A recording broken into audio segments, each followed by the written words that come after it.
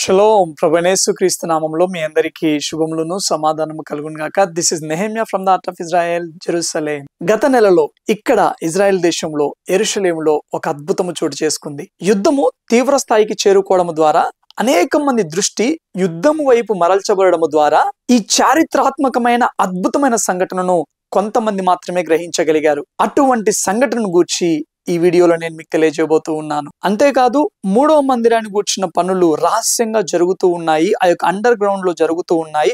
ఆ శబ్దాలు వినబడుతూ ఉన్నాయి. తూర్పు ద్వారం కూడా కంపింపబడుతూ ఉన్నది అంటూ వస్తూ ఉన్న వార్తలను గూర్చి నేను మీకు స్పష్టంగా వివరించబోతూ ఉన్నాను. ఇంకా మనం వీడియోలోకి వెళ్ళడానికంటే ముందుగా ఇజ్రాయెల్ దేశానికి సంబంధించి చారిత్రాత్మకమైన ప్రవచనాత్మకమైన వీడియోల కొరకు తప్పకుండా మన ఛానల్ ను సబ్స్క్రైబ్ చేసుకోవాల్సిందిగా మనవి చేస్తూ ఉన్నాను. మీరు సబ్స్క్రైబ్ చేయడం ద్వారా, లైక్ చేయడం ద్వారా, కామెంట్ చేయడం ద్వారా యూట్యూబ్ ఆల్గారిథం ప్రకారము ఇటువంటి వీడియోలు అనేక మందికి చేరి క్రీస్తు రాకడ కొరకు వారిని సిద్ధపరిచే విధంగా ఉంటుంది. కాబట్టి తప్పకుండా మీ వంతు సహకారం అందించవలసిందిగా మనవి చేస్తూ ఉన్నాను. ఓకే, ఇంతకీ గత నెలలో జరిగిన అద్భుతం ఏంటి ఆ చారిత్రాత్మకమైన సంఘటన నేను మీకు స్పష్టంగా వివరిస్తాను. ఇప్పుడు మనము ఒక 10 సంవత్సరాలు వెనక్కి వెళ్దాం. ఇక్కడ యెరూషలేములో సిటీ ఆఫ్ డేవిడ్ అనే ఒక ప్రత్యేకమైన స్థలం ఉన్నది.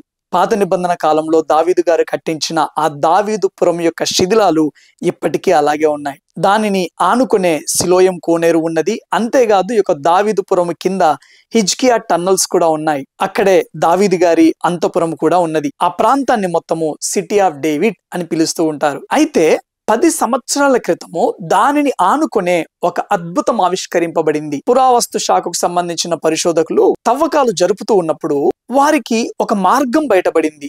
ఏంటి ఆ మార్గము అనంటే, 2వ దేవాలయ సమయంలో ప్రపంచవ్యాప్తంగా ఉన్న యూదులైన వారు యెరూషలేము యాత్రకు వచ్చినప్పుడు దావీదు పట్టణము నుండి ఈ యొక్క దేవాలయం వరకు కూడా వారు ఏ మార్గము గుండా అయితే ప్రయాణించేవారో ఆ మార్గము బయటపడడం జరిగింది. ఆ కాలంలో యెరూషలేము యాత్రకు వచ్చిన యాత్రికులు ఈ యొక్క మందిరానికి వెళ్ళడానికంటే ముందుగా వాళ్ళు ఎక్కడికి వెళ్ళేవారో తెలుసా?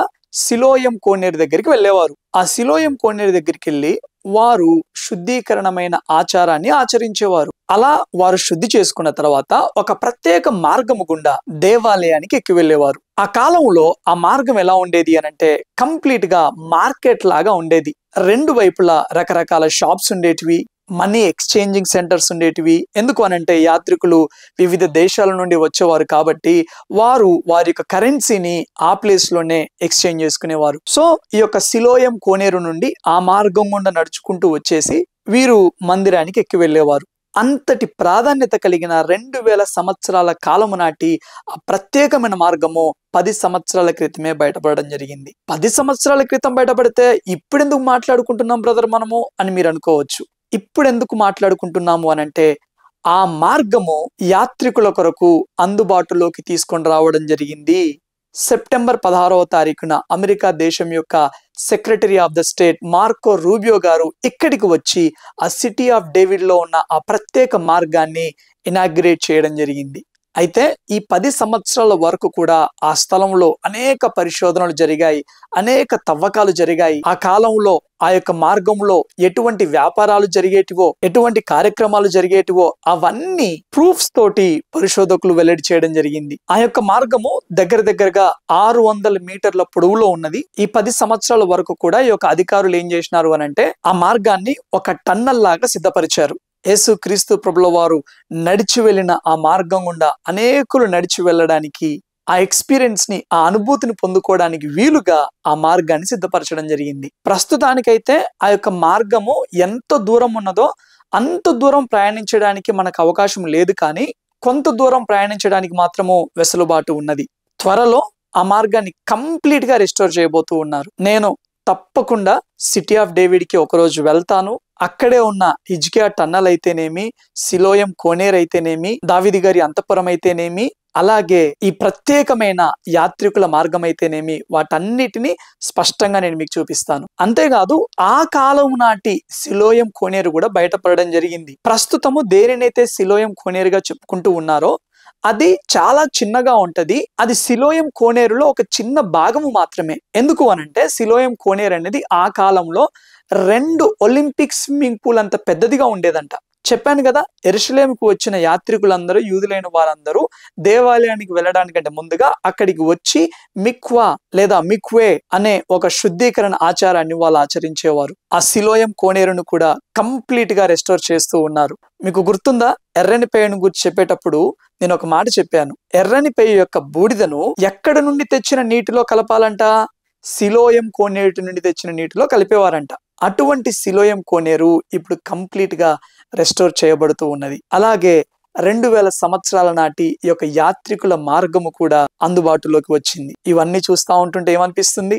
మందిరము తిరిగి కట్టబడే రోజులు కూడా అతి సమీపముగానే ఉన్నాయి. ఇవన్నీ మన జనరేషన్ లో ఈ టైంలోనే ఎందుకు బయటపడుతూ ఉన్నాయి, ఈ టైంలోనే ఎందుకు రెస్టోర్ చేయబడుతూ ఉన్నాయి అని అంటే, అతి సమీప కాలములో మనము బ్రతికున్నప్పుడే వాక్యంలో చెప్పబడిన ఆ ప్రవచనాలన్నిటినీ మనం చూసే అవకాశము ఎంతైనా ఉన్నది. మరొక మాట, అలా అనేసి చాలా మంది వీడియోలలో చెబుతూ ఉన్నట్టు ఇంకా ఇప్పుడే అయిపోతుంది, ఇంకా రేపే అవ్వబోతూ ఉన్నది అన్నట్టుగా నేను చెప్పట్లేదు. ఇవన్నీ నేను మీకు తెలియజేసే ఉద్దేశం ఏంటి అని అంటే, మనము ఊహించిన దానికంటే త్వరగా పనులు జరుగుతూ ఉన్నాయి. మనము అనుకున్న దానికంటే చిట్ట చివరి గడియలలో ఉన్నాము అని మనం గ్రహించాలి. అయితే చాలా మంది వీడియోలలో ఏమని చెప్తా ఉంటున్నారు అని అంటే, 3వ మందిర పనులు చేస్తా ఉంటున్నారు, అవి రహస్యంగా జరుగుతూ ఉన్నాయి, అండర్ గ్రౌండ్ లో వర్క్ జరుగుతూ ఉంది, శబ్దాలు వినబడుతూ ఉన్నాయి అన్నట్టుగా ప్రజలను తప్పుదోవ పట్టిస్తూ ఉన్నారు. దయచేసి గమనించండి, అవి 3వ మందిర పనులు కాదు, ఈ టన్నెల్ పనులు. ఈ టన్నెల్ కి మందిరానికి సంబంధమే లేదు. దయచేసి అటువంటి మాటలు ఎవరు నమ్మమాకండి. మందిరము చుట్టూరా చాలా మంది అరబ్ వాళ్ళు ఉంటారు. మందిరము చుట్టూరా అనే కాదు, ఇంతకు ముందు మందిరం ఎక్కడైతే కట్టబడి ఉన్నదో అదే స్థలములో, ఆ మోరియా పర్వతం మీదనే ఆ ప్రాంతాన్ని మొత్తం చూసుకునేది ఎవరు అనంటే అరబ్బులు. ఎక్కడెక్కడో ఉన్న వారికి వినబడుతున్న శబ్దాలు అదే స్థలంలో ఉన్న అరబ్బులకు వినపడవా?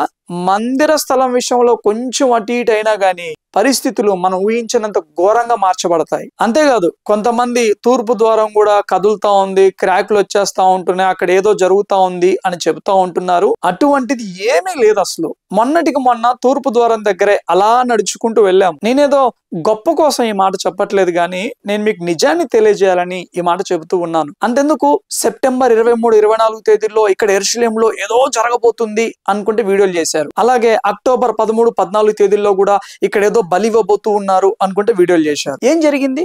ఏమన్నా జరిగింది? అసలు అక్కడ రాబోతుంది, ఏదో జరగబోతుంది అన్నట్టుగా చెప్పారు. ఏం జరిగింది? సో దయచేసి మీరు వింటున్న వాటిని 1కి 2 సార్లు పరిశీలించవలసిందిగా మీ అందరికి మనవి చేస్తా ఉంటున్నాను. మరొక మారు చెబుతా ఉంటున్నాను, నేను తప్పకుండా ఒకరోజు వీలు చేసుకొని ఆ యొక్క సిటీ ఆఫ్ డేవిడ్ కి వెళ్తాను. ఈ మార్గం గుండా నడుచుకొని వెళ్ళడానికైనా నేను తప్పకుండా వెళ్తాను. అక్కడున్న వాటన్నిటిని నేను మీకు స్పష్టంగా చూపించడానికి ప్రయత్నం చేస్తాను. చివరి వరకు ఈ వీడియో చూసిన మీ అందరికీ ప్రభునామంలో వందనాలు తెలియజేస్తా ఉంటున్నాను. ఈ వీడియో నచ్చినట్లయితే మీ తోటి వారికి షేర్ చేయండి. ఇంకా లైక్ చేయని వారు తప్పకుండా లైక్ చేయవలసిందిగా మనవి చేస్తా ఉంటున్నాను. Thank you all. God bless you.